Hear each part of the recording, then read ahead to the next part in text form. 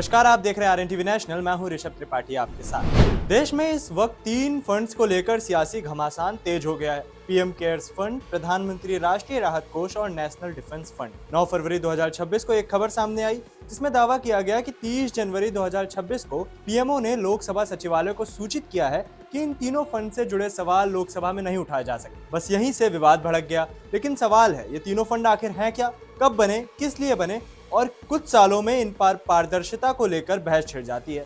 देखिए हमारी एक खास रिपोर्ट। साल 1947 आजादी मिली, लेकिन साथ आया बंटवारे का दर्द। करीब 73 लाख लोग पाकिस्तान से भारत आए।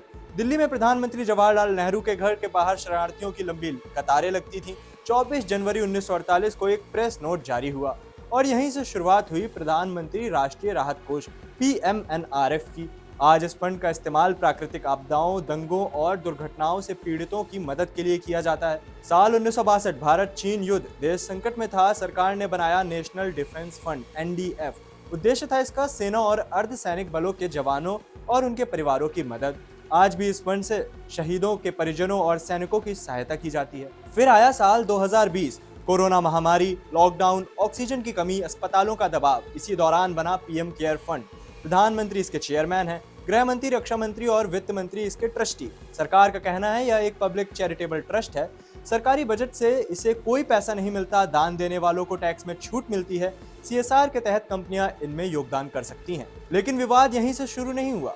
पहला सवाल, जब PMNRF पहले से मौजूद था तो नया फंड क्यों बनाया गया? दूसरा सवाल, क्या पीएम केयर्स को RTI के दायरे में लाया जाएगा? तीसरा सवाल यह है कि अगर इसमें सरकारी कंपनियों का पैसा है तो क्या इसका ऑडिट CAG से होना चाहिए? इसमें सरकार का जवाब यह आया कि पीएम केयर्स एक स्वतंत्र ट्रस्ट है, इसका CAG ऑडिट जरूरी नहीं है। 2020 में सुप्रीम कोर्ट ने भी कहा पीएम केयर्स की राशि PMNRF में ट्रांसफर करने की जरूरत नहीं है।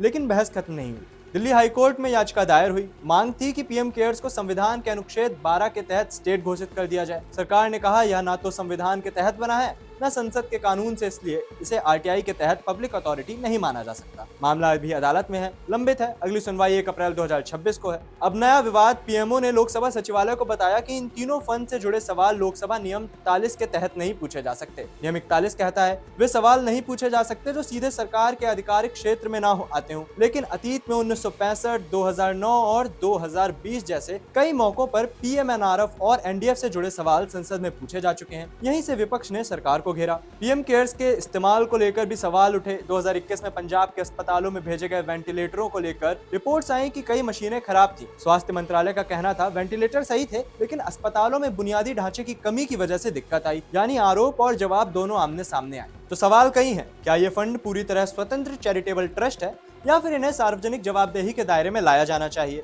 संसद में सवालों पर रोक और अदालत में लंबित सुनवाई, इन दोनों के बीच देश में पारदर्शिता बनाम प्रशासनिक स्वायत्तता की बहस जारी है। आपकी क्या राय है? क्या इन फंड्स को RTI और CAG ऑडिट के दायरे में आना चाहिए? हमें कमेंट सेक्शन में जरूर लिखकर बताइएगा। आप देख रहे थे आरएनटीवी नेशनल। मैं हूं ऋषभ।